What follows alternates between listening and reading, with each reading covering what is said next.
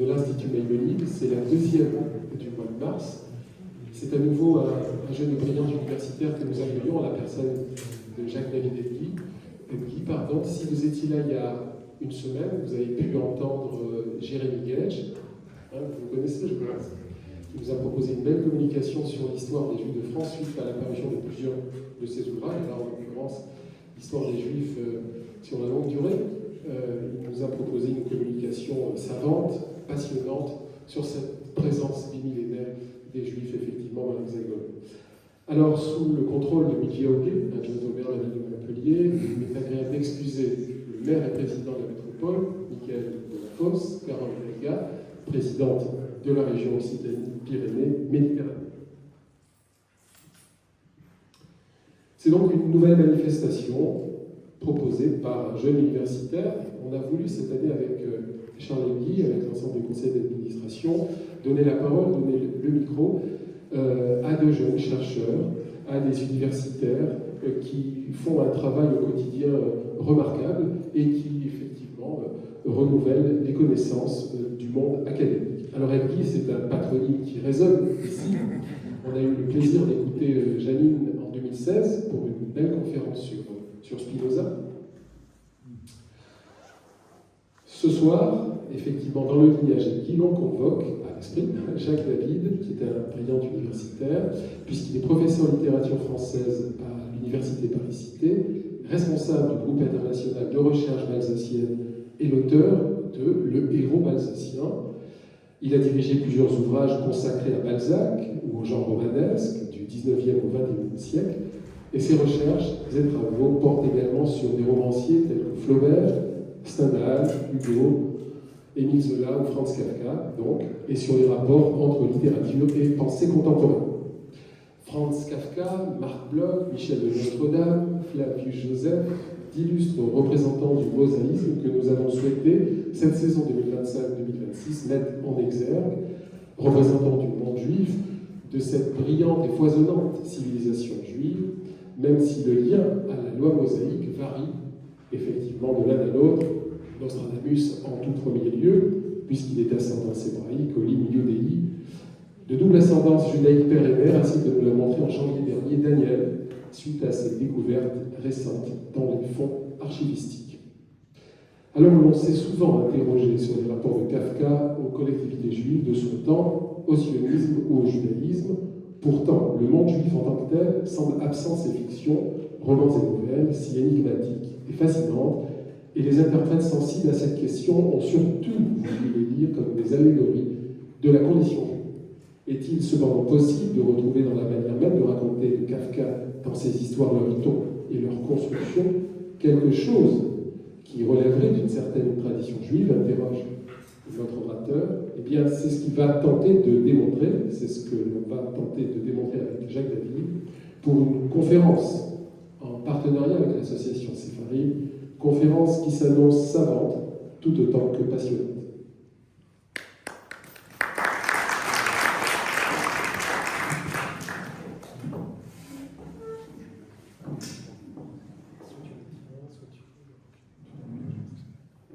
Vous m'entendez? Très bien. Merci beaucoup pour cette présentation. Merci beaucoup pour cette invitation devant ce large public. Donc je précise d'abord pour commencer que je ne suis pas spécialiste vraiment de Kafka et pas spécialiste non plus tout à fait d'études juives. Voilà, on va espérer que comme en mathématiques, moins par moins égale plus. Et je vais commencer également par dire ce que ne sera pas donc, cette conférence. Je ne vais pas examiner ce qu'ont été les rapports de Kafka, l'individu Kafka au judaïsme, quelle a été la situation de Kafka dans le monde juif du début du XXe siècle et de la fin du XIXe siècle, le rapport aux différentes formes de judaïsme de son temps, parce que ce sont des choses qui ont été beaucoup été étudiées déjà, et puis qui laissent de côté en fait la question de l'écriture, la question de l'écrivain, de ses œuvres, de ce qu'il raconte, et de la possibilité de le confronter au texte juif au sens large du terme. Il y a de nombreuses biographies, une qui d'ailleurs est traduite récemment en cours, extrêmement complète, donc je vous renvoie à ces textes pour faire ce point. Je rappelle juste simplement peut-être 2-3 choses en introduction que Kafka a reproché à son père, comme beaucoup de jeunes juifs de cette époque, de ne lui avoir pas transmis le judaïsme, de lui avoir transmis une version appauvrie ou dépourvue de sens, que dans son existence, il a ensuite cherché à s'informer, connaître différents aspects, quelques aspects religieux, des aspects historiques, un certain intérêt pour le sionisme, pour l'hébreu, pour le théâtre yiddish, sans jamais complètement s'intégrer ou sortir de sa solitude et de son rapport singulier au judaïsme. Pour résumer très rapidement ces trois grandes caractéristiques. Mais ce à quoi je vais m'intéresser, c'est la possibilité de confronter, d'opérer des rapprochements entre les nouvelles et les romans de Kafka, puisqu'il est connu évidemment pour ces deux types de textes, avec les textes juifs, avec des manières de raconter juives, empruntées aux trois grands massifs ou trois grandes catégories de textes religieux qui importent, le texte biblique, le texte du Talmud et puis les textes plus mystiques de la Kabbale. Encore une fois, de façon très générale, en tant que non spécialiste. Alors, cette idée ou ce projet présente évidemment des risques ou un double danger, un double écueil. C'est-à-dire, d'une part, de rapporter tout ce qu'a écrit Kafka, ou toutes ses manières de faire au judaïsme. Et on peut à chaque fois essayer de projeter les caractéristiques de ces textes et dire « Ah, ça, il y a un côté juif » ou « Ça, c'est du judaïsme », vouloir réduire son œuvre à cela en décrivant des choses qui sont communes à beaucoup d'écrivains, qu'ils soient juifs ou pas. Donc voilà, il y a toujours ce danger auquel il faut être sensible. Tout lecteur vit au dépend de celui qui l'interprète, on pourrait dire. Et il y a ce risque d'interpréter toute chose à l'aune de la question qu'on pose, à l'aune de la question du judaïsme. Il faudra être attentif à ce point-là. Donc, je n'évoquerai que les aspects qui me semblent pouvoir résonner avec la tradition juive au sens large du terme, évidemment en laissant de côté bien d'autres aspects de l'œuvre de Kafka. Et l'autre risque ou l'autre difficulté, c'est que si on rapporte, si on veut confronter le texte de Kafka à la tradition juive, ça veut dire implicitement d'avoir une définition de ce qu'est le judaïsme, ce qu'est le fait juif, qui est aussi une vaste question très, très complexe, auquel évidemment je n'aurai pas la prétention de répondre ce soir. Donc la solution, ou en tout cas la façon de faire qui sera la mienne, c'est de voir concrètement, à partir de textes, comment on peut repérer des échos, repérer des points communs, des aires de famille qui dessineraient pièce par pièce, en quelque sorte, élément de comparaison par élément de comparaison, quelque chose qui pourrait faire de Kafka, donc comme le titre de mon intervention l'indique, quelque chose comme un narrateur juif, un conteur juif, avec évidemment le point d'interrogation qui s'impose. Ce qui justifie ce point d'interrogation, c'est, et en même temps qui justifie la question, c'est une double caractéristique de l'œuvre dont je pourrais rappeler là aussi pour finir cette longue introduction. C'est que, d'une part, on retrouve assez facilement, si en tout cas on veut s'en donner la peine, des thématiques, des grandes questions, des interrogations, encore une fois, qui sont présentes dans la tradition juive au sens large du terme. Et en même temps, il y a ce choix chez Kafka de ne pas représenter directement deux personnages juifs, un univers juif, comme c'est le cas dans une certaine littérature de la fin du 19e, début du 20e siècle.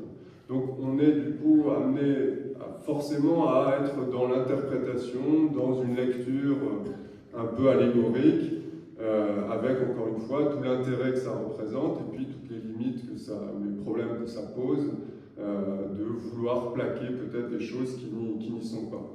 Voilà, donc j'essaierai de le faire, encore une fois avec prudence, en trois temps, en m'intéressant dans un premier temps à la dimension narrative du texte, j'ai appelé ça on va distribuer, j'ai des textes pour faire circuler. Voilà, il y a quelques textes sur lesquels je m'appuie, si vous vous ennuyez, comme ça vous aurez de la lecture, je parlerai. Première partie, donc ça sera consacré à la dimension narrative, la centralité de la dimension narrative chez Kafka, le récit infini. Deuxième temps, c'est tout ce qui rapproche des procédures un peu talmudiques de commentaires, de lecture, de débats, d'interprétation sur les textes. Et puis, dans un troisième temps, je m'intéresserai à des nouvelles, à des textes plus courts de Kafka, où existe en quelque sorte une sorte de persistance d'un espoir, d'une espérance qu'on pourrait appeler messianique. Là encore, avec tous les guillemets, les précautions qui s'imposent. Voilà, donc je commence mon premier point, cette idée donc d'un récit infini et d'une centralité, encore une fois, de la dimension narrative chez Kafka, qui est frappante, notamment lorsqu'on lit son journal. C'est quelque chose qui est toujours un peu problématique d'ailleurs pour les éditeurs, parce qu'en fait, Kafka, écrivant son journal, raconte, comme personne qui écrit un journal, raconte des choses qui lui arrivent, ou ses rapports avec ses parents, avec sa sœur, etc. Et soudainement, il y a une histoire qui est racontée comme ça. Et donc, les éditeurs, parfois, sont tentés de mettre ces histoires à part, comme des textes à part. Voilà, parce qu'on dirait que, naturellement, Kafka raconte, comme si, pour évoquer la réalité, pour évoquer ce qui se passe, son rapport au monde, il fallait en passer par le récit. Or, de façon assez frappante, Kafka insiste sur l'idée que dans la tradition juive, cette idée de raconter, cette idée du récit est fondamentale. Effectivement, quand on voit la Bible de façon très, très générale, même s'il y a évidemment des passages législatifs, etc., on raconte une histoire, on raconte l'histoire de la création du monde, des hommes, des générations d'hommes, etc. Ça passe par le biais du narratif. Ou, pour prendre un exemple d'une fête juive, oui, je ne pensais pas qu'il y avait autant de monde, j'ai pas assez de photocopies, pardon. Si on prend l'exemple d'une fête juive, la Pâque juive, Pessah, le contenu même de la fête consiste à raconter comme ça, pour les enfants, pour les générations suivantes, de raconter comme ça l'histoire de la sortie d'Égypte et puis ce qui a suivi. Kafka dit dans une conversation avec un de ses amis, il lui a dit « Nous autres juifs, nous ne sommes pas peintres, à vrai dire, nous ne savons pas représenter les choses de façon statique, nous les voyons toujours s'écouler, se mouvoir, se métamorphoser. Nous sommes des narrateurs. » Donc, Kafka lui-même lit ce goût de la narration, cette attention au passage du temps, à la temporalité, au fait d'être juif. C'est le premier point qu'on peut rappeler. Deuxième point qu'on peut rappeler, c'est que les récits chez Kafka, de façon très frappante, notamment ses romans, sont des récits qui n'ont pas de fin, qui ne s'achèvent pas, d'où le titre en partie, récit infini, avec toujours cette idée d'un récit qui ne va pas à son terme, qui ne se boucle pas. Et là encore, c'est pensé par Kafka sur le modèle du texte biblique. Là, ce n'est pas une projection de ma part, c'est quelque chose sur lequel il insiste, ça revient beaucoup dans son journal. Beaucoup, on parlait de Moïse un petit peu tout à l'heure. Il prend pour modèle Moïse, voilà, qui sort les Hébreux de la terre d'Égypte, qui doit les conduire vers la terre promise, mais qui n'y accède pas de son côté, pour qui l'aventure finalement n'aboutit pas, ne trouve pas son terme. Et puis évidemment, la fin de la Bible, en tout cas la Torah au sens strict du terme, n'est pas une fin, puisque voilà, d'autres épisodes vont suivre, et puis l'histoire, en quelque sorte, peut reprendre ou continuer. Kafka évoque cette idée, pour lui, c'est une allégorie, une image de la vie terrestre, de la vie humaine, de la vie de tout être humain, voilà, de cette impossibilité de tout faire, de cette impossibilité d'atteindre ses objectifs, cette impossibilité d'aller jusqu'au bout. C'est la définition de l'être humain. Je cite un passage de son journal où il parle de ce besoin qu'il a de montrer la vie humaine comme un instant imparfait et convient imparfait, puisqu'une vie de cette nature pourrait durer indéfiniment sans qu'il en résulte jamais autre chose qu'un instant, finalement. Et à ce moment-là, donc évoquant à la fois ce qu'est la vie humaine pour lui et ce qu'il raconte, c'est le sujet de ses romans, le procès, voilà, ça finit mal, pardon si vous n'avez pas lu, mais on voit que ça pourrait accumuler les épisodes, le château n'a pas de fin, Amérique n'a pas réellement de fin. Au moment où il évoque donc à la fois ce qui est la caractéristique de la vie humaine selon lui, qu'elle n'a pas de fin, que ça se prolonge toujours, et la caractéristique de ses récits, voilà ce qu'écrit Kafka. Ce n'est pas parce que sa vie était trop brève que Moïse n'est pas entré en Canaan, c'est parce que c'est une vie humaine. Et puis là, il procède à une comparaison avec un grand roman, donc faisant lui-même la comparaison entre littérature et Bible, il finit passage de son journal, cette fin des 5 livres de Moïse, donc de la Torah, offre une ressemblance avec la scène finale de l'éducation sentimentale de Flaubert, un grand romancier qu'il admirait, avec donc cette même caractéristique d'un roman qui finit sans tout à fait finir. Troisième caractéristique de ce récit, selon Kafka, qu'on pourrait appeler récit juif, c'est que ce récit donc ne promet pas, ne s'achève pas par une conciliation, une réconciliation, un équilibre final, l'achèvement, encore une fois, de toutes les tensions. On pourrait, des critiques, des spécialistes de Kafka, ont comparé précisément les récits de Kafka, les œuvres de Kafka, aux récits grecs, aux textes des épopées, notamment de l'Odyssée, où le contenu de l'Odyssée, le récit de l'Odyssée, par certains côtés, pourrait ressembler à un récit kafkaïen, un roman de Kafka, avec un personnage en quête de quelque chose, mais dans l'Odyssée, ça se finit par le retour d'Ulysse à Ithaque, qui retrouve sa femme, qui retrouve son fils, qui retrouve sa situation. Donc on a un récit qui se boucle, qui s'achève, et une sorte de reconstitution d'équilibre. On serait bien en peine de trouver ça chez Kafka, avec cette idée que voilà, la fin n'est pas arrivée, si je puis dire.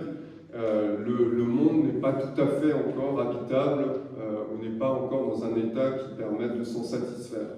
On peut lire par exemple une phrase de Kafka, là aussi dans son journal, « La vie est une perpétuelle déviation qui ne nous permet jamais de prendre conscience du sens dont elle s'écarte. » Voilà l'image de la vie pour Kafka, qui est celle aussi éprouvée par ses personnages, d'une quête, mais qui toujours est déviée, retardée, compliquée, et qui donc ne peut pas aboutir à cet équilibre, à cette conciliation qu'on retrouve dans certaines épopées grecques. Une idée qu'on retrouve aussi dans la tradition juive. Je cite un texte d'un rabbin, Rav Soloveitchik, qui écrit « La conciliation totale est pour la fin des temps ». Il y a cette idée d'une dialectique qui n'est pas, où la conciliation totale n'est pas encore achevée parce que précisément le monde est encore imparfait, parce qu'on n'a pas complètement pénétré dans un univers parfait ou d'équilibre, ou un univers parfaitement sensé.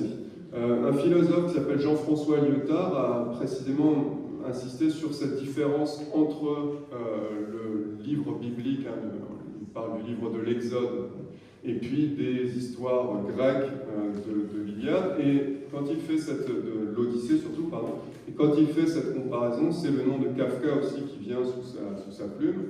Je vous le cite, le livre de l'Exode raconte une histoire ou des histoires qui ne sont pas agencées à la manière des mythes grecs.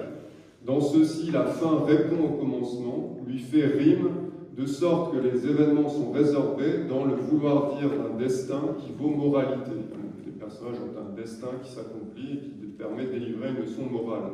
La sortie d'Égypte est commandée non pas par un destin d'accomplissement, mais par la promesse d'une destination. C'est toujours de l'ordre de la promesse de quelque chose qui pourrait arriver. Cette promesse se solde en avatar, bonheur et malheur, très concret, petit et grand, dramatique, comme dans les récits de Kafka, parce qu'ils sont tous naturels et nullement naturels. La vérité ici n'est pas l'appropriation du sens de l'événement, pas l'appropriation du sens de l'événement, parvenir à donner le sens de l'événement.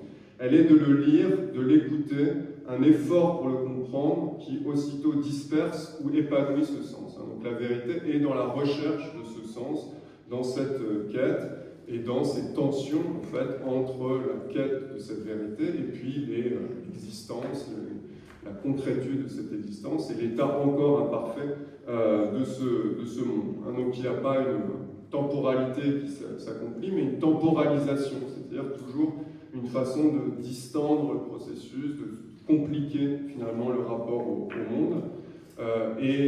C'est lié, encore une fois, à une quatrième grande caractéristique de ce récit, c'est que c'est fondamentalement un récit d'une interaction. Ça raconte comme ça les démêlés ou les interactions entre le monde et le sujet, entre le monde et le personnage, et non pas simplement l'accord de ce personnage avec le monde, ou non pas simplement le récit de l'intériorité, des sentiments, des émotions du personnage. C'est là aussi un grand critique, Jean Starobinski, qui a insisté sur ce point. La transcendance vers laquelle se tourne Kafka, fidèle en cela en judaïsme, n'est pas celle qui invite l'homme à renoncer au monde, une sorte de retrait dans l'intériorité, dans la psychologie individuelle, mais celle qui lui confère le droit d'y séjourner et d'y poursuivre une existence désormais consacrée. Et donc l'intériorité chez lui est le débat d'un esprit qui, par-delà sa singularité, aspire à rejoindre le monde extérieur. Tel est bien le sens que le judaïsme donne à la vie intérieure, laquelle ne doit cesser d'être une méditation de notre rapport avec l'extérieur et d'abord avec autrui. C'est quelque chose qui est effectivement frappant lorsqu'on lit les romans de Kafka, c'est comment le personnage, souvent seul, qui est souvent solitaire, le personnage de K dans le château ou dans le procès, c'est un personnage qui sont seuls, mais qui en permanence pense à ce qu'a dit un autre personnage, est-ce qu'il n'a pas vexé, qu'est-ce qu'il a voulu dire, et comment faire pour mieux se comporter avec lui, ou comment faire pour obtenir cela. Donc c'est une intériorité qui est tout entière tournée vers l'extérieur, vers la relation à autrui, vers la relation à l'autre. Et donc ça met en évidence, pour conclure ce premier point, ça met en évidence la raison de cette centralité du récit, de la narration chez Kafka et peut-être dans la tradition juive, c'est le fait qu'il y ait cet écart entre l'existence et son sens. C'est-à-dire qu'on ne peut pas encore complètement penser que le sens de notre existence est donné, est fixé, et qu'il suffit de vivre pour l'éprouver. Et donc c'est constamment cet écart qui donne un moteur au récit, qui donne une temporalité, qui anime le personnage, qui anime sa quête, et qui en même temps à chaque fois relance cette quête et relance le récit. Avec souvent d'ailleurs dans le cas de Kafka, comme dans le récit biblique, c'est très frappant, une traduction spatiale en fait de cette quête temporelle, de cet écart temporel entre le sens de l'existence et la réalité de l'existence pour l'instant. On a des personnages qui sont au seuil, vous voyez, comme Moïse qui à la fin du récit voit la terre promise mais ne peut pas y entrer. Donc c'est la fin de l'endroit où il se situe, c'est aussi la fin de sa vie, et l'endroit qu'il voit et qu'il ne pénétrera pas, c'est une vie plus élevée ou davantage pourvue de sens. Mais chez Kafka, c'est la même chose. Il y a en permanence des portes qui s'ouvrent et puis se referment, des seuils, des fenêtres. Le personnage regarde par la fenêtre, mais en même temps la fenêtre les sépare de cet endroit. Donc il y a cette traduction spatiale d'un rapport au temps et à l'existence qui est fondamentale. Voilà ce qu'est le récit, cette perception du temps, de l'altération du temps qui ne permet pas encore tout à fait d'éprouver le sens de l'existence, et en même temps, derrière cela, comme dans le judaïsme, en tout cas dans un certain aspect du judaïsme, la quête d'une présence juste au monde, la quête de la possibilité d'exister justement ou avec justice dans le monde, qui est l'enjeu des récits de Kafka. Deuxième point que j'ai appelé donc le discours infini, je voudrais insister à présent sur le fait que dans la manière même de raconter Kafka, dans la place qu'il donne à ses histoires ou à ses paraboles, il y a une reprise ou des proximités avec des façons de faire juives dans le Midrash, dans le Talmud, dans parfois même des textes de la Kabbale. Alors, encore une fois, ce n'est pas là un travail d'historien en bonne et due forme. Je ne suis pas en train de dire que ce sont tel ou tel texte précis que Kafka connaissait, qu'il reprend volontairement. C'est plutôt une sorte d'univers culturel, d'univers de texte qu'il connaît, qu'il fréquente, qu'il entend, dont il entend parler dans le milieu dans lequel il se trouve, à l'occasion de conférences, etc.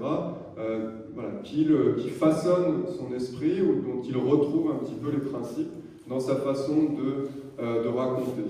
Et notamment deux aspects qui sont particulièrement frappants. D'une part, du côté un petit peu du Midrash. Vous savez, le Midrash, c'est tous ces textes qui en fait racontent l'histoire des principaux personnages de la tradition juive, complètent en quelque sorte les lacunes ou les trous de la Bible. Vous savez, l'histoire d'Abraham ou l'histoire même de l'arche de Noé ou de Babel. Parfois on est surpris quand on lit le texte, vu l'importance de notre culture, quand on lit le texte, ça occupe finalement quelques pages, c'est très bref, il y a assez peu de détails. Et donc il y a des midrashim, un midrash qui raconte comme ça des détails de l'existence des personnages, qui étoffent en quelque sorte le texte, ou qui parfois proposent presque une version alternative de ces textes. Et Kafka aime à faire cela, c'est-à-dire il reprend les grands récits, ou il reprend les grandes histoires de certains personnages qui l'ont frappé, et puis il imagine, il complète, il corrige, ou il réécrit un petit peu cette histoire, vraiment selon le principe du Midrash. Alors il y a un des textes qui circule, hein, qui fonctionne vraiment sur ce mode-là, c'est le texte 7, hein, qui s'appelle les armes de la ville, qui est une réécriture, alors j'en reparlerai tout à l'heure, mais vous verrez si vous jetez un coup d'œil, qui est une réécriture de l'épisode de la tour de Babel. Donc il y a vraiment comme ça, il reprend un épisode biblique et il en propose une autre version, alors presque, il y a un côté parfois presque comique un petit peu, presque une version un peu parodique du texte, mais c'est vraiment ce principe-là, c'est-à-dire d'essayer de regarder de plus près, alors, en s'intéressant à la psychologie éventuellement des personnages, des êtres qui ont eu le projet de construire la tour de Babel, de voir concrètement comment ça se passait, quels étaient les problèmes qu'ils éprouvaient. Donc de doter d'une épaisseur humaine, d'une densité concrète plus grande, l'épisode biblique, qui est encore une fois relativement désincarné et rapide. Je répète, c'est vraiment le principe du Midrash. L'autre exemple que prend Kafka, qui développe à plusieurs reprises, notamment dans des lettres, dans les textes de son journal, c'est l'exemple d'Abraham, l'exemple de l'épisode de ce qu'on appelle parfois à tort le sacrifice d'Isaac, ou on vous rappelez plus justement la ligature d'Isaac, cet appel, Dieu appelle Abraham et lui demande de sacrifier son fils, et de façon là aussi assez surprenante et d'un côté un peu presque comique parfois, Kafka réécrit ou propose sa propre lecture du passage, imagine les problèmes qui peuvent se poser, les problèmes que pose cette situation. Il en propose une sorte de version moderne. Et donc, il y a une des versions qu'il propose dans le texte où on a un Abraham moderne qui est très désireux de répondre à l'appel, mais qui est un homme moderne, c'est-à-dire qu'il a plein de préoccupations, de choses à régler. Il a sa maison à construire, il a du travail, il a ses enfants qui lui demandent, ses autres enfants qui lui demandent quelque chose, etc. Et donc, on a un Abraham qui veut bien faire, mais il a tellement de choses à faire qu'il ne peut pas tout à fait répondre à cet appel. Il est prêt, il ne peut pas, et donc, voilà, c'est ça finalement aussi la situation d'Abraham. Il doit aussi mettre en ordre ses affaires, ça prend du temps, tout ça. Et donc, on propose une autre façon d'entendre cette situation. Kafka imagine d'autres Abraham, imagine d'autres situations, d'autres versions qui peuvent éclairer aussi le sens de l'épisode biblique. Il imagine aussi une autre situation, là aussi c'est assez surprenant, d'un Abraham en fait qui est un être un peu un raté, médiocre, etc., qui en fait veut bien faire et qui là répond à un appel qui n'a pas été prononcé. Il imagine cette situation d'Abraham qui croit entendre un appel, qui croit être appelé, et il compare ça là aussi de façon assez drôle à la situation d'un mauvais élève le jour de la cérémonie des prix, qui lorsqu'on appelle le bon élève qui doit recevoir le prix, croit entendre son nom et se lève et évidemment se ridiculise. Donc là c'est un Abraham qui compare ça à Don Quichotte, c'est-à-dire celui qui mène un combat, celui qui veut accomplir une mission, mais dans une époque où non, on ne demande plus, Dieu ne s'adresse plus aux hommes, ne leur demande pas une mission, et donc tous ceux qui croient accomplir une mission, il y a ce risque ou cette interrogation sur est-ce que ce ne sont pas eux qui ont cru entendre un appel. Voilà, ça c'est vraiment un principe, encore une fois, d'écriture de Kafka. Il fait ça aussi avec des mythes grecs, il réécrit le chant des sirènes, Ulysse, il réécrit ça pour Prométhée, il propose comme ça des versions alternatives. L'autre procédé kafkaïen qui est très proche de quelque chose qu'on a dans le Talmud, c'est l'écriture de paraboles, c'est-à-dire de textes qui se présentent comme des sortes d'images ou d'allégories de l'existence humaine, mais qui en même temps sont obscurs, sont forcément difficiles à comprendre, et qui appellent des débats, des discussions, des interrogations et des interprétations contradictoires. L'exemple le plus connu, c'est, je vous l'ai mis là aussi, c'est le texte 3, Devant la loi. C'est un texte c'est un extrait qu'on trouve dans le procès, dans le roman de Kafka, mais que Kafka a écrit aussi de façon isolée, qui a été publié de façon isolée, avec cette idée que le texte valait en soi. Et c'est une parabole assez étonnante, vous la connaissez peut-être, où c'est quelqu'un qui arrive, qui veut connaître la loi, qui veut savoir ce qu'est la loi, qui arrive devant les portes de la loi, et un gardien l'empêche d'entrer.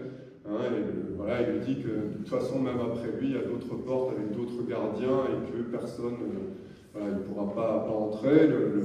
le personnage ne renonce pas, il veut connaître la loi, donc il attend là, comme ça, des années, puis il essaye un peu tous les moyens de soudoyer le garde, d'éveiller sa pitié, etc. Ça ne fonctionne pas, et puis il sent à la fin que ses jours déclinent, il voit une lumière un petit peu, mais rien ne se passe, et puis à un moment donné, la question soudain le frappe, il se dit, mais voilà, moi je suis un être humain, j'ai voulu connaître la loi, et tout le monde, ça devrait être le cas de tout le monde, pourquoi est-ce que pendant toutes ces années, j'étais le seul à venir me présenter pour entrer? Donc il pose la question au gardien qui lui dit, cette porte n'était faite que pour toi. Voilà, les autres, il y a d'autres portes, cette porte n'était faite que pour toi. Et là, il meurt, et donc voilà, vous avez cette histoire qui est racontée dans le procès, qui est racontée au personnage, au héros, si je peux dire, qui s'appelle Joseph K., qui le voit aussi peut-être comme une image de sa propre situation. Et après, dans le procès, on a un débat entre le personnage Joseph K. et puis le prêtre, parce que cette scène en fait se situe de façon peut-être un peu paradoxale aussi dans une église.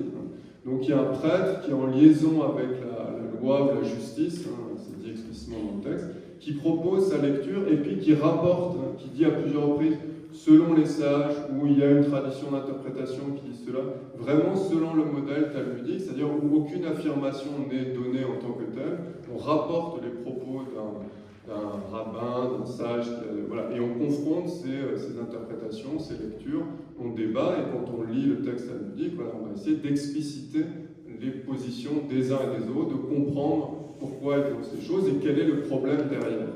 Et il y a vraiment cet enjeu-là dans le texte de Kafka, c'est de voir quelle est à chaque fois la définition des choses, le problème, l'enjeu véritable de ce débat, c'est-à-dire quel est le statut de la loi, quel rapport l'homme peut avoir avec la loi, est-ce que la loi est connaissable ou pas, est-ce qu'elle a une valeur ou pas, est-ce qu'elle s'adresse à les hommes dans leur aspect le plus universel, ou au contraire, est-ce qu'elle s'adresse à chacun d'entre nous, comme une conscience morale qui devrait s'éveiller. Tout ça, ce sont des questions qui naissent, qui apparaissent et qui suscitent des débats dans le texte de Kafka, et voilà, qui met en scène, qui met en abîme en quelque sorte l'interprétation elle-même, le travail de cette interprétation. Donc, si je vais vite, je prends que quelques exemples, mais ces deux façons de faire me semblent vraiment caractéristiques de la façon juive, et on les retrouve chez Kafka de nombreuses reprises. Alors, de nombreux commentateurs ont souligné le fait qu'il faut rappeler quand même les différences précisément avec notamment le texte talmudique, de différences assez nettes. C'est que d'une part, dans le texte talmudique, on aboutit malgré tout à une prise de décision ou à une loi, une règle à appliquer, ce qu'on appelle dans le judaïsme une halakha. C'est-à-dire qu'il y a débat, chacune des positions en confrontation a une dignité, a une valeur. Quand on lit, quand on étudie le Talmud, il faut comprendre comment les positions A et B ont du sens, mais malgré tout, puisqu'il faut bien exister, il faut bien travailler à réparer ou améliorer ou à donner sens au monde, une position va avoir force de loi.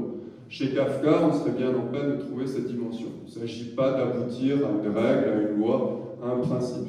Et la deuxième chose, c'est que l'enjeu du texte talmudique, malgré tout, à chaque fois, c'est d'aboutir à une définition. Si c'est la décision juridique, en fait, repose sur une certaine façon de définir ce qu'est l'homme, ce qu'est le comportement moral, ce qu'est le permis, ce qu'est l'interdit, etc. Donc il y a une entreprise qu'on pourrait dire conceptuelle, métaphysique aussi dans le travail du Talmud.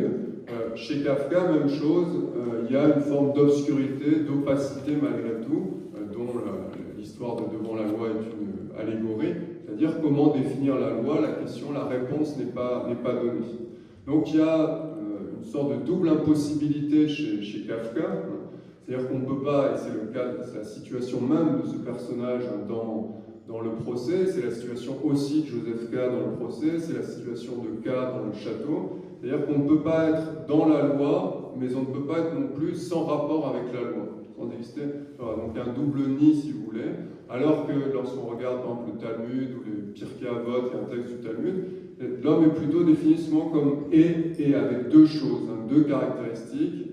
Voilà, et puis il faut essayer de trouver ou les vivre intensément les deux, mais c'est voilà, c'est dans une dimension positive en quelque sorte, alors que là, le personnage de Kafka est dans un non-lieu. Donc une lecture possible de Kafka, qui est une lecture très importante, c'est l'idée qu'il y aurait chez Kafka une sorte de judaïsme qui a perdu le sens du judaïsme, qui n'a plus accès ni aux règles qui permettent de s'orienter, de savoir comment se comporter dans l'existence, ni au sens profond des choses, même si, encore une fois, il y aurait chez Kafka la conscience de ces d'enjeux existentiels et conceptuels forts, comme dans le Talmud, ces questions posées justement, encore une fois, non pas du vrai et du faux, non pas du bien et du mal, qui est peut-être une tradition plus philosophique, mais encore une fois, le rapport entre le sens, la réalité matérielle entre le sens et la réalité, entre le permis et le permis, entre ce qui peut être fait et ce qui ne peut pas être fait. Alors, dernier temps de ma lecture, je voudrais dire que, comme le texte de Kafka est un texte parabolique, où il y a cette volonté de la parole, c'est une volonté à la fois de faire voir à son lecteur que dans ce qu'il y a du sens, mais en même temps de ne pas lui donner immédiatement ce sens. Il y a comme une sorte d'invitation, c'est difficile de savoir si c'est tout à fait volontaire chez Kafka, mais c'est une sorte d'invitation à proposer des lectures, d'entrer à son tour dans le jeu de l'interprétation. Et donc ce que je voudrais proposer pour finir, c'est plus de décrire simplement comment apparaît le texte kafkaïen, mais de proposer une des interprétations qui irait dans le sens, qui essaie de montrer qu'il y a quand même un sens positif ou un contenu positif substantiel, disons, qui est donné au judaïsme. Alors, dans le cas de ce texte, de celui du procès, on pourrait remarquer malgré tout qu'à la fin du texte, il y a cette allusion, encore une fois, à une lumière que voit le personnage. Il y a accès comme ça à cette forme de lumière, une lumière que ne voit pas le gardien. Le gardien est dos à la lumière, dos à la loi. Joseph K, pas Joseph K, pardon, le personnage allégorie voit cette lumière qui apparaît, cette lumière bienfaisante qui est présentée comme bienfaisante. Voilà, donc il y a cette idée que malgré tout, il y a possibilité de voir quelque chose. Encore une fois, c'est pas soit accès plein à la loi, soit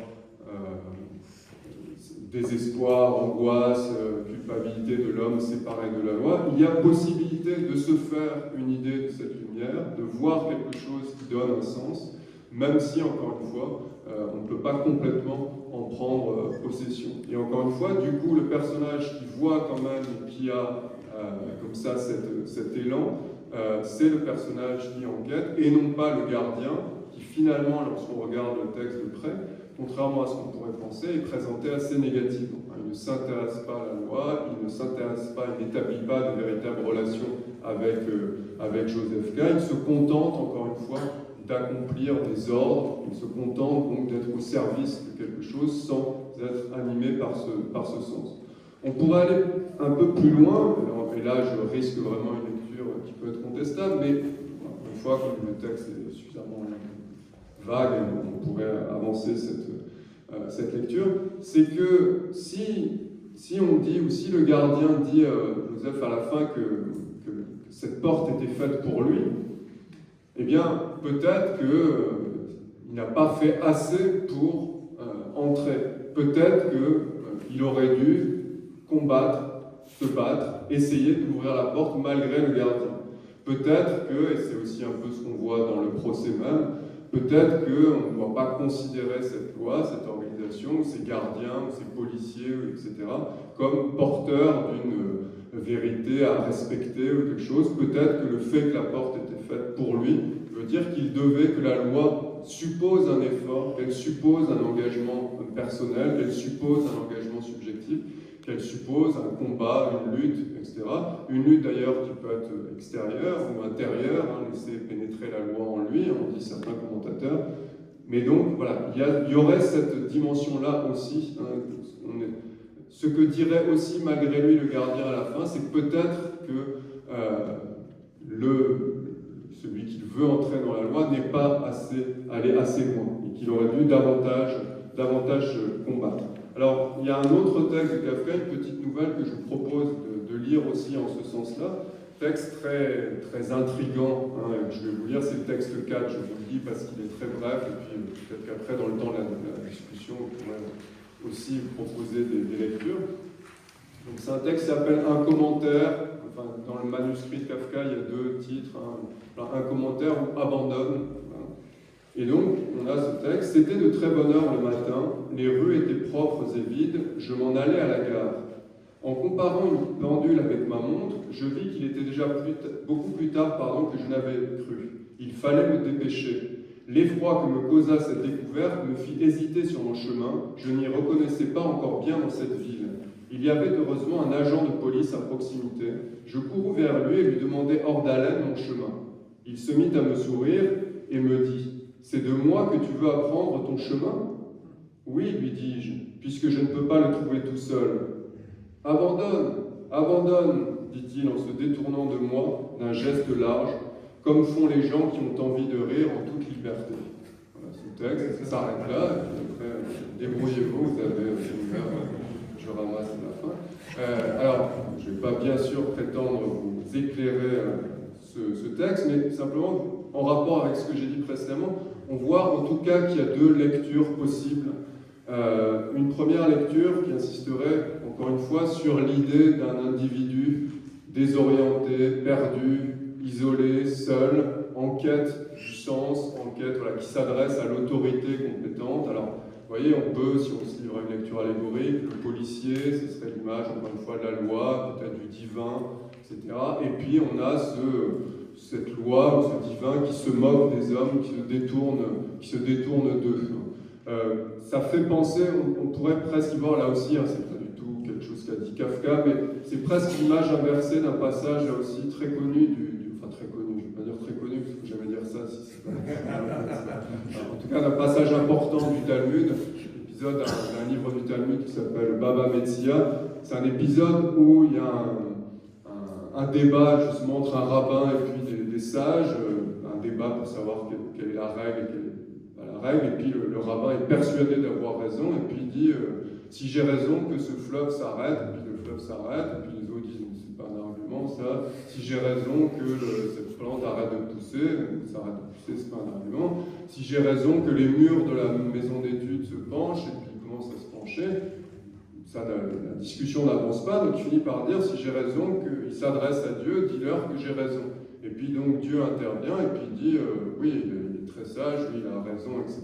Donc c'est sans doute lui qu'il faut suivre sa décision. Et puis là, le groupe des sages, les autres rabbins, disent à Dieu que dans la Torah, dans la Bible, il est écrit que la loi, que la Torah ne se trouve pas dans le ciel, elle se trouve sur terre. Donc c'est ceux qui sont sur terre, les hommes qui peuvent dire et qui savent comment l'appliquer. Et donc là, décision de suivre la décision, prise par les autres rabbins et pas par Rabbi Eliezer, qui était celui qui était du côté de Dieu. Et après, on raconte que bien plus tard, voilà, il y a un rabbin qui demande à un autre, mais quelle a été la réaction de Dieu là-haut en voyant ça? Et on dit que Dieu a ri, tout content, en disant fièrement, mes enfants m'ont vaincu, mes enfants m'ont vaincu.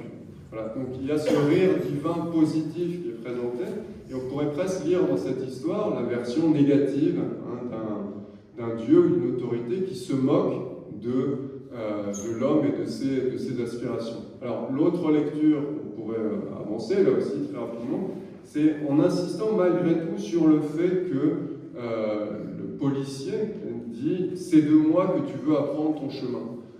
Sous-entendu que il ne devrait pas lui demander à lui, c'est que c'est lui qui devrait chercher son chemin. C'est lui qui devrait par cet engagement subjectif, chercher son chemin, chercher son sens, non, et ne pas se remettre à une autorité extérieure, pas s'en remettre comme ça à un policier qui est, encore une fois, le représentant de la loi dans ce cas-là de plus répressif et de plus peut-être simpliste, hein, sans polémique aucune, bien sûr, dans le texte en tout cas.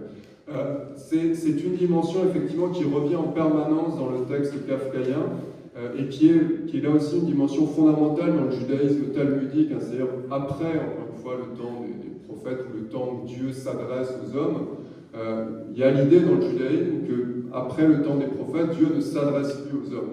Il n'y a plus que les hommes, et les choses doivent venir des hommes, doivent venir de leur engagement dans l'existence. C'est quelque chose qui est très important, et on commente un verbe, chacun, la voix de Dieu selon la puissance, c'est un verset des psaumes, et c'est interprété par les sages, par les rabbins, comme selon la puissance de chacun. C'est-à-dire que chacun est capable d'entendre ou pas entendre quelque chose, et c'est cette façon d'entendre ou pas entendre qui produit une lecture, une interprétation, et puis un comportement en conséquence. Eh bien, il me semble qu'on retrouve très souvent dans les récits de Kafka cette idée, et que les personnages de K, souvent, sont des personnages justement en déficit de subjectivation, enfin ne se sont pas encore totalement affirmés, comme c'est le cas du personnage de K dans le château, où il dit dès le début, mon désir le plus grand est de me mettre en règle avec l'administration.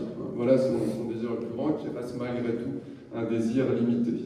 Et puis, dernier point, dernier aspect qui va encore plus loin, si vous voulez, qui donne une dimension encore plus positive, une possibilité encore plus grande d'être dans la vérité ou d'être touché à un sens, c'est celle qui illustre certaines nouvelles de Kafka, et par exemple celle que je vous ai citée, les armes de la ville.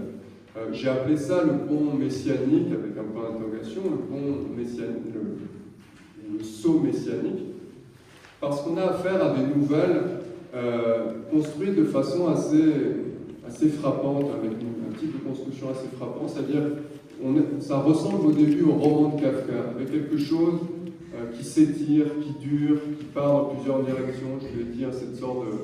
On va dans un sens, et puis en fait, voilà, on a des soucis, des questions des autres, on se perd, on est en retard, vous voyez, comme le personnage de la nouvelle abandonne, on se perd, on est en retard, ça va pas, donc ça va pas droit, on n'atteint pas son but, c'est compliqué, la tour de Babel, ils veulent construire la tour de Babel, et puis ils se disputent, et puis il n'y a pas le matériau qu'il faut, etc. Et puis dans ces nouvelles, il y a un dernier paragraphe, il y a un moment où s'accomplit quelque chose, où brusquement, il y a une sorte de surgissement d'une vérité ou d'un sens qui apparaît et qui bouleverse radicalement les choses, qui transforme radicalement les choses. C'est par exemple le texte, ça indique juste, on ne va pas le lire en détail, un texte qui s'appelle Le Nouvel Avocat, où là encore Kafka s'amuse, c'est le texte 6. Kafka s'amuse parce que ce nouvel avocat s'appelle le docteur Bucéphale. Bucéphale, je ne sais pas si vous vous souvenez, c'était le nom du cheval d'Alexandre. Alexandre le Grand, le Conquérant, etc. Donc pareil, on a une sorte de personnage d'un autre siècle, du temps héroïque, etc., qui est plongé dans l'époque moderne, et puis voilà, ça ne peut plus être ce qu'il était avant, c'est pris dans la concrétude et les difficultés de la vie quotidienne, etc. Et puis, dernier paragraphe, brusquement, là aussi, sans qu'on s'y attende, c'est pourquoi la meilleure solution est peut-être vraiment de faire comme Bucéphale, c'est-à-dire de se plonger dans les livres de droit. Libre, les flancs sans la pression des reins du cavalier, à la lumière tranquille d'une lampe, loin des tumultes des batailles d'Alexandre, il lit et tourne les pages de nos vieux livres, avec ce « nos » qui est ce « nous » qui s'exprime, c'est assez obscur. En tout cas, voilà, on a une situation sans fin, un récit qui pourrait continuer encore et encore, et puis là, soudainement, on fait exister une autre possibilité, celle de se plonger comme ça dans l'étude, dans la lecture des textes, et de faire exister un autre mode d'existence. Encore une fois, on peut le lire comme une image de l'étude juive, une image de rapport à la littérature, toutes les lectures sont ouvertes, mais en tout cas, il y a ce saut qui s'effectue. Saut qu'on retrouve dans le texte Les armes de la vie, encore une fois, où, regardez le dernier paragraphe, c'est dans la page 4, donc on a ce récit d'enchaînement, un récit qui avance, mais par contre qui ne progresse pas complètement, on n'en saisit pas tout à fait le sens. Tout ce qu'il est né de chants et de légendes est plein de la nostalgie d'un jour prophétisé où elle sera pulvérisée par les 5 coups d'un gigantesque poing. 5 coups qui se suivront de près, et c'est pourquoi la ville a un point dans ses armes.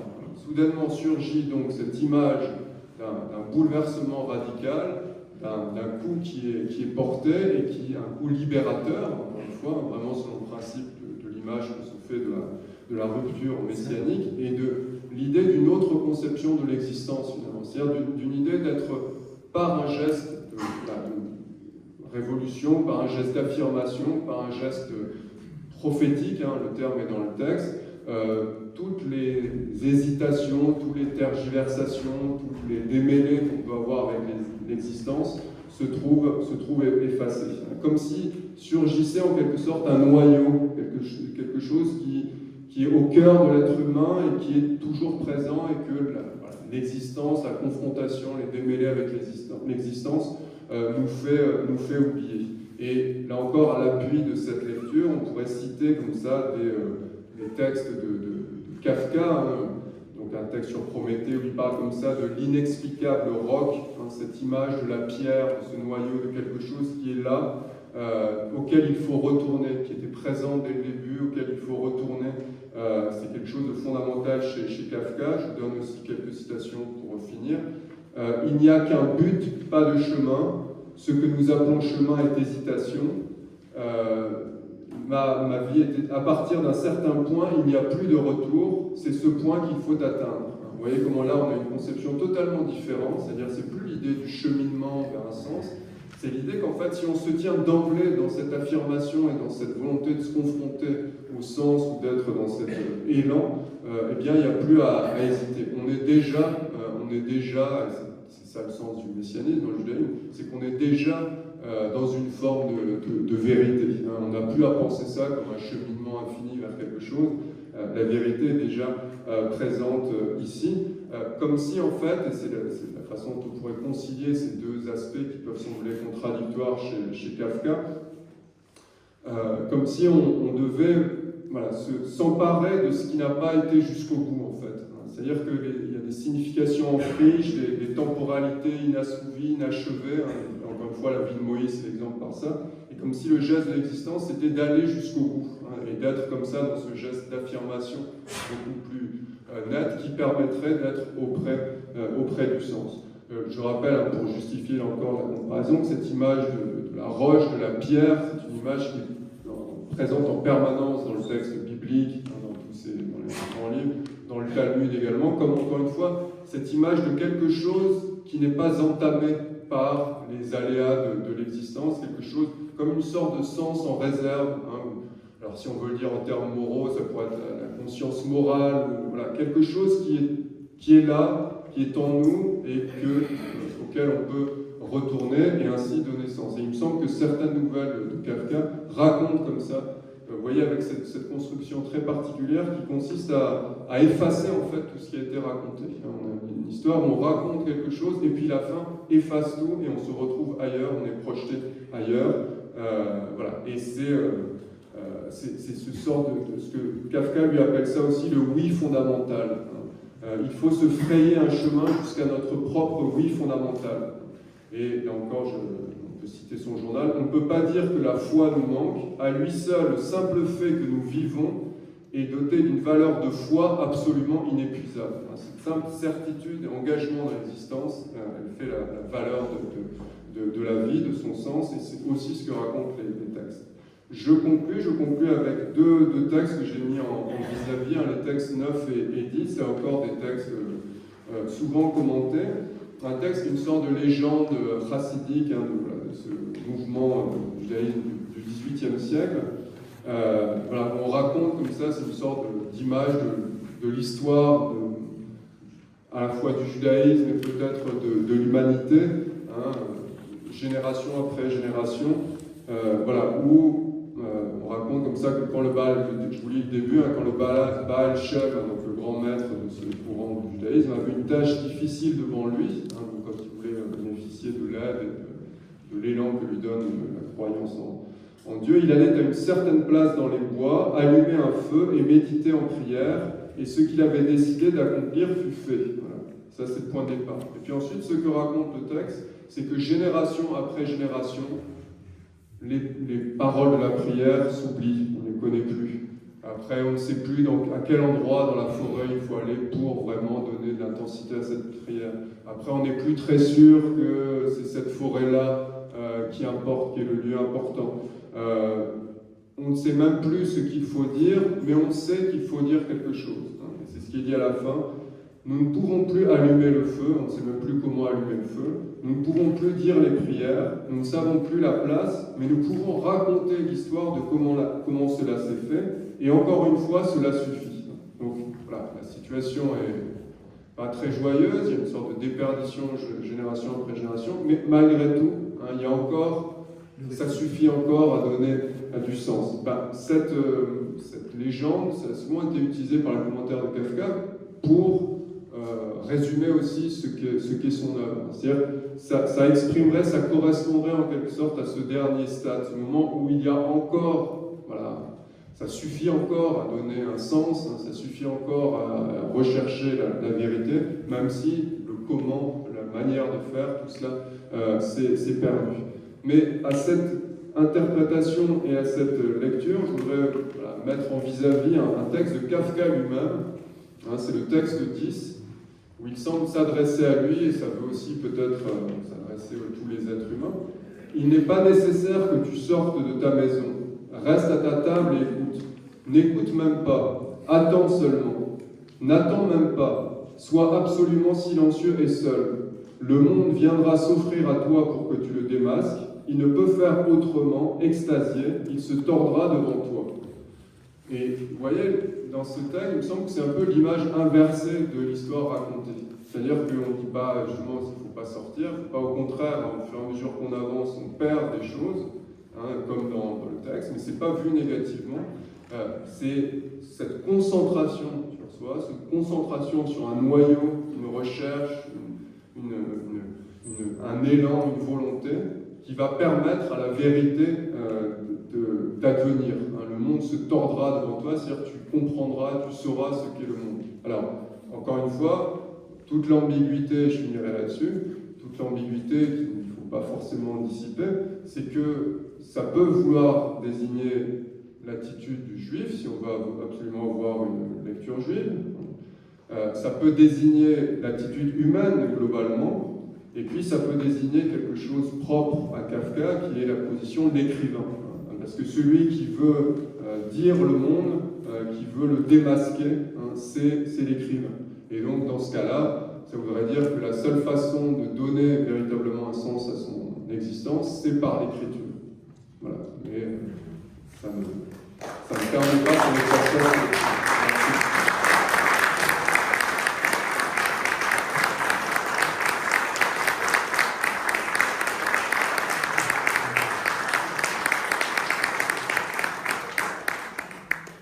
Bravo et merci, cher Jacques David, pour cette belle conférence, cette conférence perlée, dense, savante, une leçon professorale, analyse poussée, lecture attentive de l'œuvre de Franz Kafka. Je n'ai pas souvenir qu'on ait traité en 25 ans de la vie et de l'œuvre de Franz Kafka, donc je vous remercie chaleureusement pour cette communication de grande qualité, je le répète, qui n'est pas sans rappeler celle qu'on avait pu organiser par le passé sur Rosenstein ou encore Adorno. Une des figures de la Mittel Europa, on en a évoqué et on continuera de le faire, et à la rentrée prochaine, avec M. Eddy, nous recevrons Philippe Bourrel sur Moses Mendelssohn. Ce sera un temps fort de la prochaine saison, temps fort de cette saison que votre communication, encore une fois brillante, savante, et nous remercions vivement et chaleureusement. Y a-t-il des questions pour Jacques David? Youssef, qui est bien loin ce soir. Rapprochez-vous, cher ami.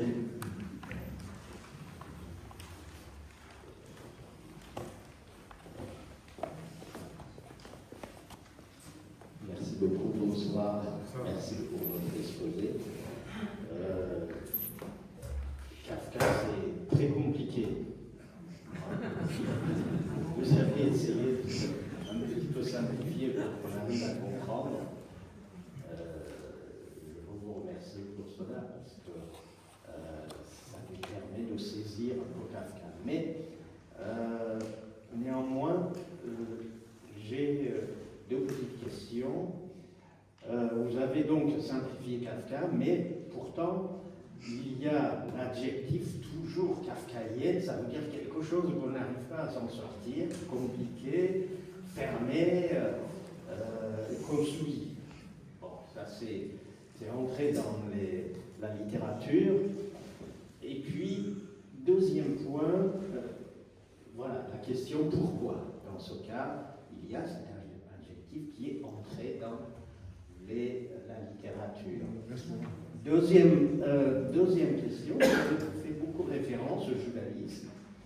Est-ce que vous pensez par extension, par l'image, qu'on peut dire que le judaïsme c'est aussi difficile, aussi dur que, aussi compliqué que le terme kafkaïen.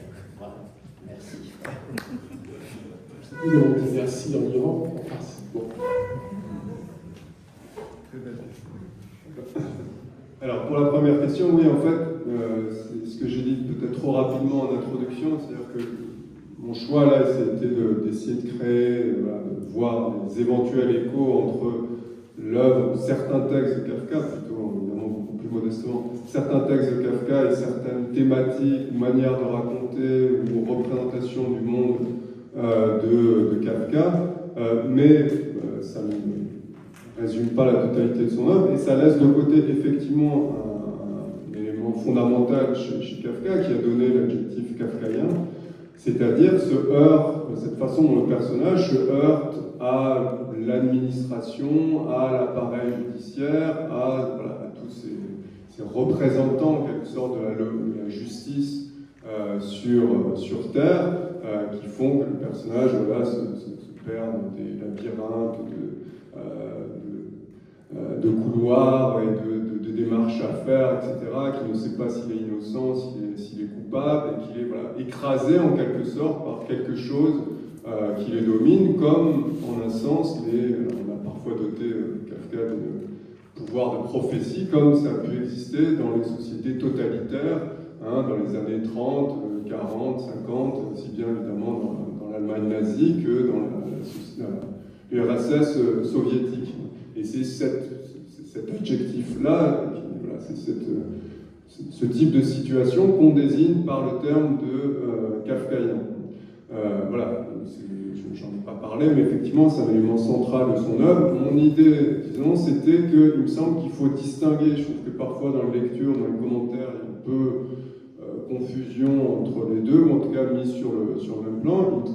Il me semble qu'il faut distinguer chez Kafka ce qui relève de la confrontation à ce qu'on pourrait appeler l'État, la dimension du politique, si vous voulez, qui est perçue comme quelque chose effectivement d'écrasant, d'oppressant, dont on ne sait pas tout à fait comment s'y retrouver, ou en tout cas l'individu singulier est amené à être perdu, désorienté là-dedans, et une dimension qu'on pourrait appeler métaphysique, religieuse éventuellement, où là il s'agit de connaître, d'accéder à une forme de sens, d'accéder à une forme à la loi ou à son sens, à une forme de vérité. Et il me semble que ces deux points, ces deux lectures doivent être distinguées. C'est pour ça que même la parabole devant la loi, il me semble qu'on peut la lire d'un point de vue un petit peu métaphysique ou religieux, sans forcément en faire l'image, encore une fois,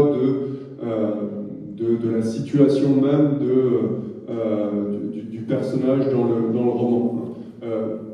Il y a dans le roman, dans le procès, le personnage du prêtre ici, qui est encore une fois un représentant de la justice, finalement essaye malgré tout de justifier la position du gardien, se met du côté du gardien, essaye et donc de donner tort à Joseph K. et puis à ce personnage.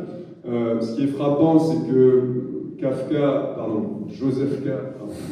lapsus révélateur, Joseph K. finit par rendre les armes, mais dans le texte, il écrit qu'il le fait non pas parce qu'il est convaincu par ce que dit le prêtre, mais parce qu'il est fatigué.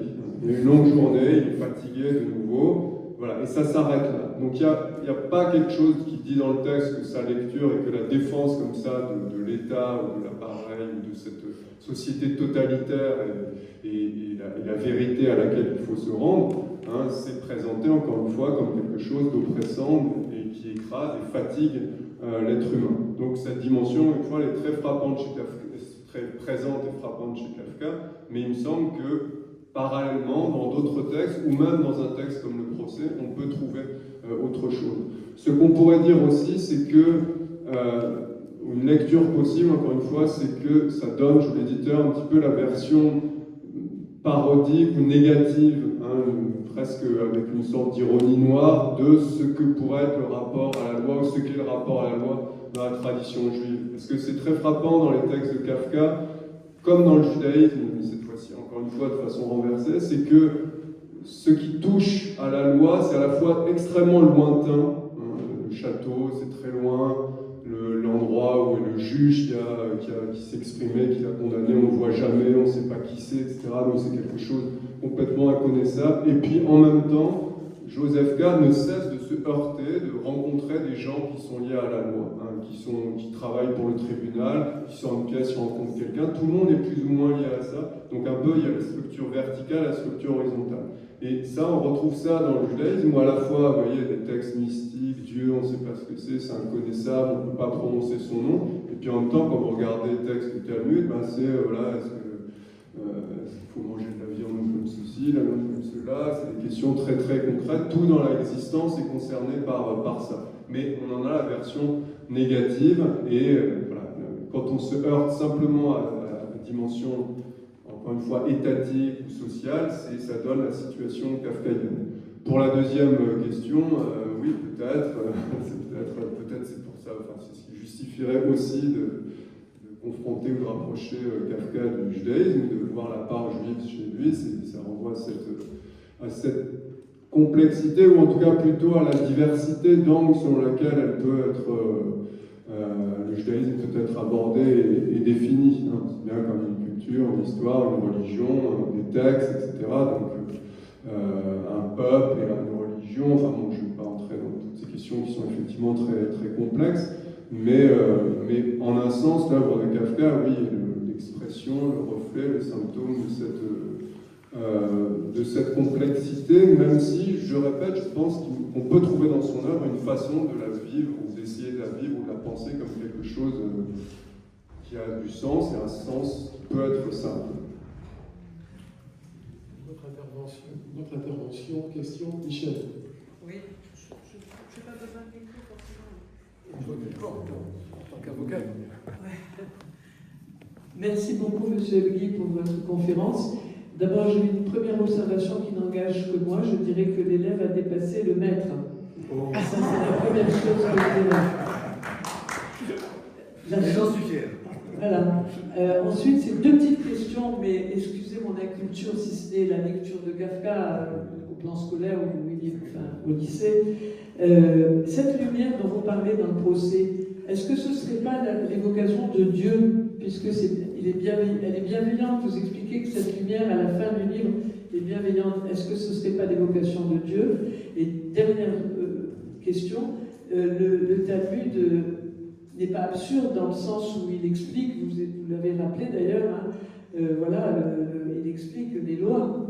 Et donc, comme il n'est pas absurde, cette comparaison n'est-elle pas hasardeuse de la faire justement avec la façon dont a écrit Kafka, qui ne finit jamais, c'est absurde, le procès, c'est l'exemple même de l'absurdité. Voilà, merci.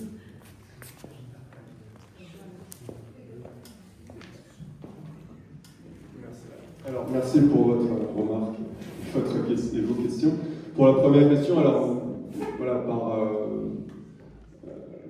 principe, comme ce sont des textes volontairement, encore une fois, qui ne nomment pas précisément les choses, qui sont ouvertes à cette interprétation, on peut effectivement voir dans cette lumière, comme c'est dans une tradition à la fois chrétienne et juive, hein, cette association spirituelle à la lumière, connue de Kafka, on peut y voir effectivement, si ce n'est une image de Dieu, en tout cas une image du divin ou du spirituel, qui justifierait d'ailleurs la présence et le fait que le personnage soit resté là toutes ces années.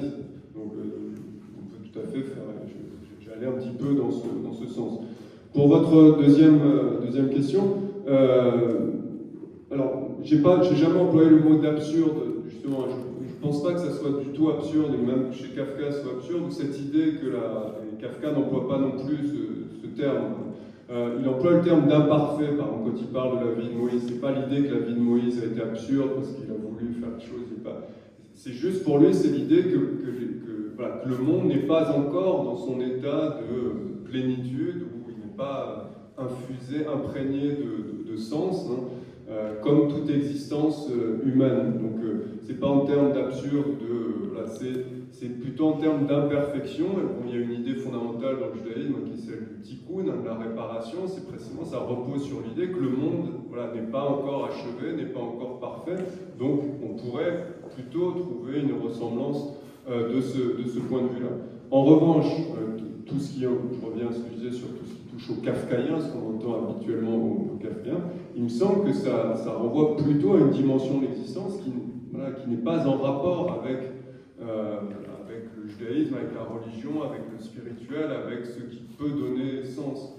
C'est plutôt une peinture de ce que serait en train de devenir la condition de l'homme moderne. C'est le titre d'un livre d'Hannah Arendt qui a beaucoup commenté Kafka. C'est plutôt de ce point de vue-là. Donc il me semble encore une fois qu'on pourrait, moi c'est pourquoi je plaide, distinguer ces deux dimensions. C'est-à-dire des textes qui dépeignent un monde non pas absurde, mais un monde en tout cas où la place faite à l'individu, à la signification est écrasée, mais en même temps on présente un personnage dont la quête, dont la démarche, dont l'attitude est porteuse de sens, et avec une allégorie en son cœur, où la lumière marque que malgré tout, voilà.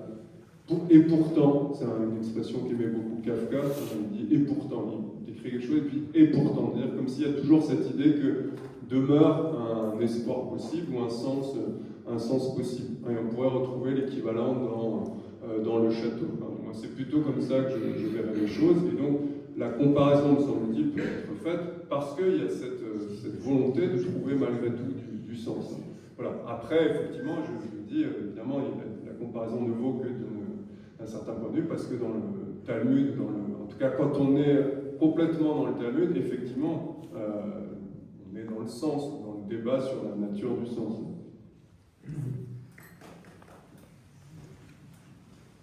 Oui, monsieur.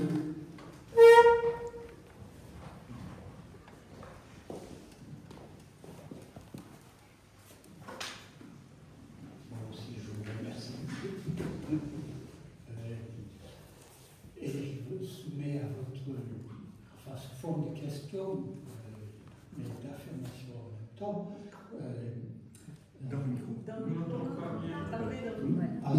Très bien. C'est bien comme ça? Oui, très bien. Excusez-moi. Mon introduction à Kafka a été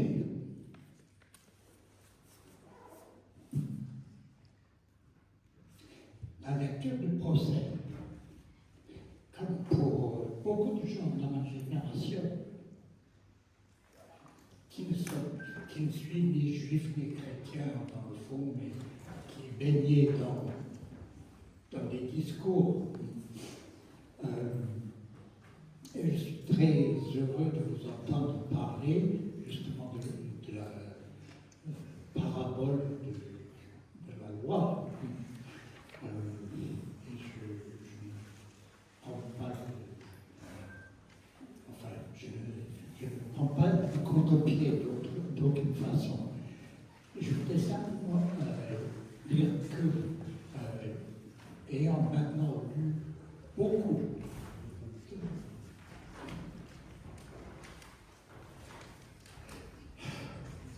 Vous comprenez une autre question et on revient à vous?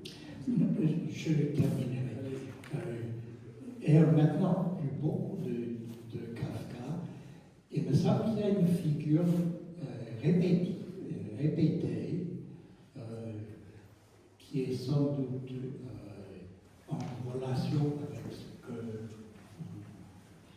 ce qu'on appelle le monde kafkaïen, mais particulièrement cette parabole, c'est que il y a dans le texte cette phrase de l'homme qui dit « Et pourtant, tout homme veut rentrer dans la loi ».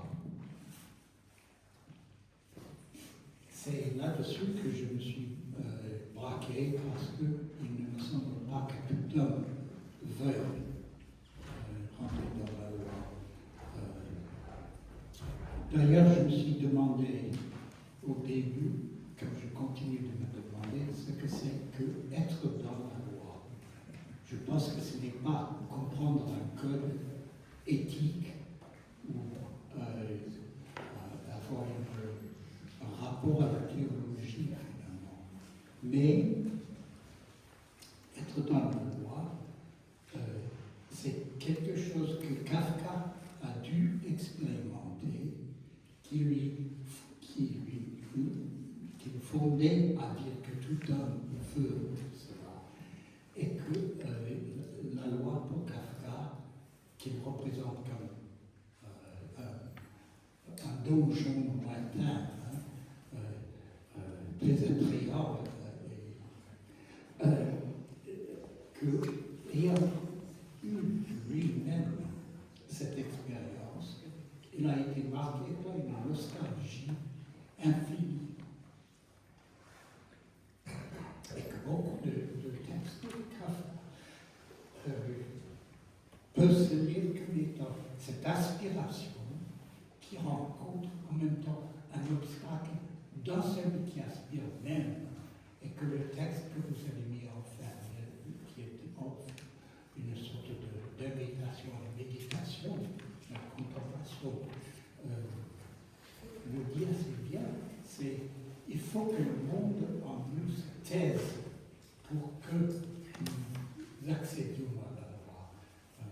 Mais faire taire le monde en nous, c'est pas un acte de volonté, c'est une grâce. Merci. Merci, cher ami.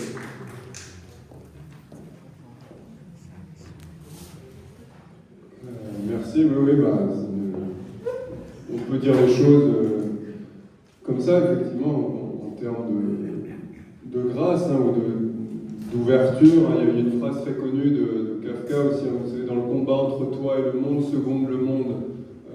C'est-à-dire, voilà, il faut faire la place en soi, il faut, voilà.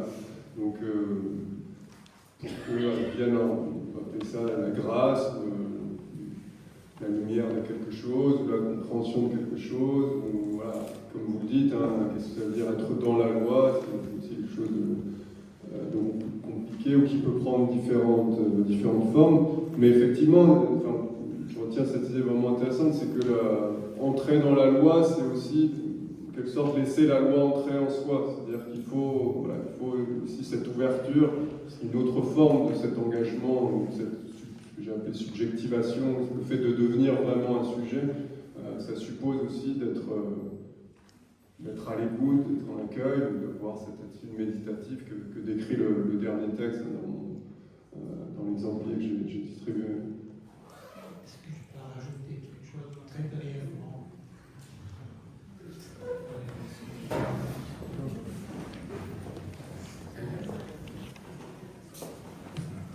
C'est un des textes très brefs de Kafka que je vais paraphraser parce que je ne connais pas de mémoire, mais il parle d'un chemin encombré de feuilles.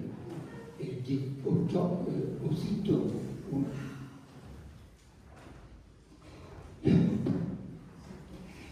on a balayé le chemin qui se recouvre. Et ça, c'est par rapport à ce que vous dites, laisser entrer la loi en soi.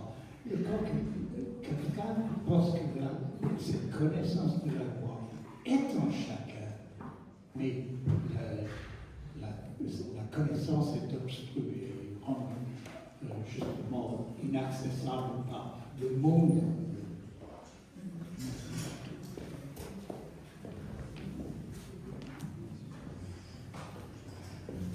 Dernière question, intervention pour Jacques David.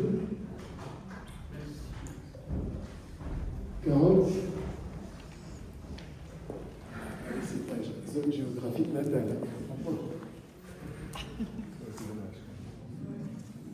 Je vais faire quelques observations et peut-être une question à la fin. Tout d'abord, nous avons beaucoup appris ce soir et j'ai personnellement apprécié votre méthode concernant la conférence elle-même. C'est-à-dire que vous avez voulu entrer carrément dans l'œuvre de Kafka et démontrer, contrairement à ce que beaucoup de critiques disent, qu'il y a très peu de judaïsme chez Kafka, vous avez trouvé des textes parlants. Et ça, c'est quelque chose d'extrêmement important. Deuxièmement, ce qui me paraît très bien, c'est la forme de la présentation de votre texte. Peut-être que vous aurez pu dire quelques mots sur la langue de Kafka, parce que c'est quand même, il est considéré, si je ne me trompe pas, comme le plus grand écrivain de langue allemande. Il me semble, je ne vois pas que je ne me trompe pas. Comment un juif aux origines, etc., né dans cette ville emblématique, la ville de Prague, sur même pas 1 kilomètre carré, nous avons des choses extraordinaires. Il faut se poser la question, pourquoi juste des gens qui sont nés là-bas, il y a tant d'histoires, l'histoire du golem, etc., mais ça dépasse la problématique de ce soir. Donc, effectivement, voilà, donc la question de la langue. Ensuite, les influences. Certains disent qu'il aurait été influencé par certains courants anarchistes. Ce qu'il a voulu, c'est de faire exploser certaines réalités. Il me semble, et ça, je le rapproche d'un écrivain méconnu, un Lillois, qui s'appelait Bernard Lazare. Il est connu seulement parce que c'était le premier défenseur de Dreyfus, mais il a écrit des textes très intéressants. Et lui aussi, il a été, lui le dit ouvertement, au départ, entre guillemets, anarchiste, pas dans le sens de Ravachol, etc., mais de faire bouger les lignes, si j'ose dire.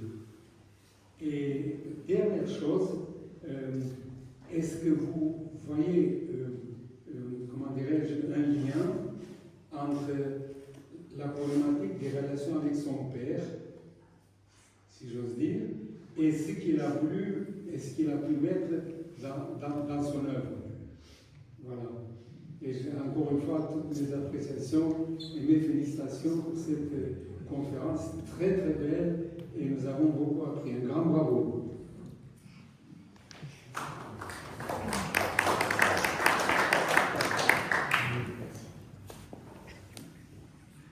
Merci à vous pour ces mots qui me touchent.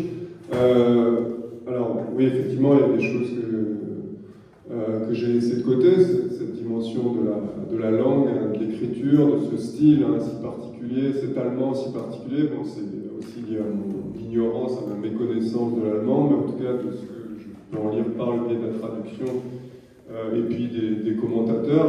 Il y a effectivement quelque chose de frappant, c'est que c'est un allemand, une sorte d'allemand inventé par Kafka, propre à Kafka, qui pourrait expliquer effectivement que pour certains, il soit en un sens le plus grand, en tout cas le plus grand romancier de langue allemande. Je crois que voilà, beaucoup de personnes s'accordent à le dire, puisque c'est un Allemand qui est vraiment... Kafka disait qu'il avait une des choses qu'il faisait, qui le détournait de la littérature, c'est l'usage des métaphores, tout ce qui est langage orné, ampoulé, etc., emphatique. Donc il y a l'invention comme ça d'une langue extrêmement précise, extrêmement détaillée, mais en même temps dépouillée. Il y a vraiment cet art de faire voir les choses, mais par la simplicité du trait. Comme les dessins qu'Kafka dessinait un petit peu, il y a quelque chose d'assez proche dans sa manière de dessiner, de sa manière d'écrire. Donc il y aurait effectivement des choses à dire sur son style, mais encore une fois, je ne suis pas compétent. Sur la question de l'anarchisme, effectivement, c'est quelque chose qui a été très intéressé. Il a fréquenté effectivement certains cercles anarchistes. Il y a un philosophe, Michael Lowy, qui a beaucoup écrit sur cette dimension-là de Kafka, qui l'a rapproché d'autres auteurs. Donc, voilà, même chose, je ne vais pas parler parce que ce livre me paraît bien faire le point sur la question, et le rapprochement avec Bernard Lazare est très intéressant de ce point de vue-là. Et on pourrait malgré tout faire un lien avec justement cette idée d'un sens qui est confisqué par l'appareil, la lourdeur d'une certaine administration étatique, etc. Et de cette dimension centrale pour Kafka de la liberté, encore une fois, qui ne passe pas, qui ne prend pas la forme évidemment de l'anarchisme, sa forme violente qui est exprimée, mais en un un sens, hein, bon, je ne sais pas si le rapprochement est tout à fait juste, mais que je parlais de ce bond messianique, il y a cette idée-là, hein, c'est-à-dire se libérer de quelque chose, hein, voilà, sauter. Il dit qu'écrire, c'est faire un bond hors du rang des meurtriers. Il y a beaucoup ici cette formule, hein, hors du rang de ceux qui voilà, s'accommodent de l'existence en quelque sorte. Donc, s'il y a un intérêt pour lui dans l'anarchisme, c'est dans ce geste-là. Donc ça serait intéressant, évidemment, mais je répète, ça a été bien abordé. Pour votre question sur le rapport au père, oui, bien sûr, il y a un lien, parce que le point de départ, en quelque sorte, hein, c'est cette fameuse lettre au père, hein, dont je n'ai pas parlé, mais voilà, Kafka a écrit une lettre à son père qui ensuite est publique, hein, qui est une sorte de... Voilà, et qui vaut en quelque sorte pour tous les pères de cette génération-là, hein, c'est-à-dire qu'il ne l'accuse pas, il ne lui reproche pas, parfois comme on pourrait, parfois comme on a certaines visions de ça, c'est-à-dire d'un être moderne qui reproche à son père de l'avoir assommé avec des traditions, des façons anciennes de vivre. Non, c'est pas ça, c'est qu'il reproche à son père de ne lui avoir pas transmis de sens. Hein. C'est quand même un petit peu ça l'idée, hein, de l'avoir, voilà, de lui avoir transmis que la part la plus un peu folklorique ou lourde, etc., mais sans qu'il y ait du sens et sans que la vie, l'intérêt, la vivacité, l'élan, la force qu'on peut retrouver dans certains textes, dans certains gestes, et voilà, ce soit retrouvé. Chez Kafka, il y a un peu cette... alors ça relève un petit peu de la nostalgie dont on parlait, mais souvent il regarde les Juifs d'Europe de l'Est, hein, avec une sorte d'envie, parce qu'il y a cette impression qu'eux, il y a quand même quelque chose du sens qui s'est préservé, qui a été préservé, et puis il accuse, voilà, en tout cas ils se sont éloignés des Juifs de l'Ouest, ce qu'ils appellent les Juifs de l'Ouest, c'est-à-dire des Juifs assimilés, voilà, pour qui le judaïsme n'est plus quelque chose un peu vaguement dépourvu de sens, et il accuse en quelque sorte, hein, son père d'être responsable de ça. Donc on pourrait lire, sans réduire toute son œuvre à ça, ou sans faire de la psychanalyse trop facile, on pourrait lire effectivement ces textes comme cet effort pour échapper à cette emprise, non pas du père, mais de la vision du monde du père. Enfin, il y a vraiment cette idée, là aussi ça se traduit en termes spatiaux chez Kafka, c'est très frappant. Il y a vraiment cette idée que écrire, tout ce qu'il fait, ses relations avec les autres, etc., ça doit permettre d'exister hors de la sphère paternelle, de cette sphère paternelle qui est celle d'une sphère, malgré tout un peu dépourvue de sens, réduite à des gestes, à une forme de sévérité, de gravité qui est dépourvue de sens, mais qui est peut-être quelque chose qui dépasse Kafka, qui est la relation d'une génération, de cette génération-là, à la génération précédente. Merci, cher Jacques David. Vous nous avez donné envie de relire l'œuvre de Kafka et peut-être d'aller à Prague et sur les traces de Franz, du Golem, du Marat de Prague. Hein, monsieur Eddy, il faudrait organiser un voyage, peut-être. Qu'en pensez-vous? En tout cas, on va vous applaudir à nouveau très chaleureusement.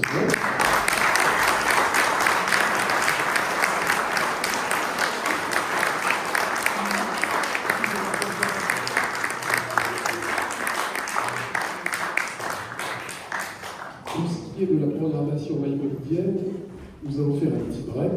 Bienvenue, mais nous allons nous retrouver pour des conférences non moins prestigieuses et toujours savantes. Le 21 avril, même lieu même heure, grâce à notre ami Alain Ziderman, nous allons accueillir Rachel Kahn, que je ne vous présente pas, qui est juriste, autrice et actrice, qui vient de publier aux éditions Fayard La culture de l'ultra-violence. Donc ça sera un rendez-vous très médiatique, le 21 avril prochain. 16 avril, RIS. Oui, monsieur Guy. 16 avril, RIS. Et le 17 avril, 16 RIS. C'est ça, monsieur Bouteau? Voilà.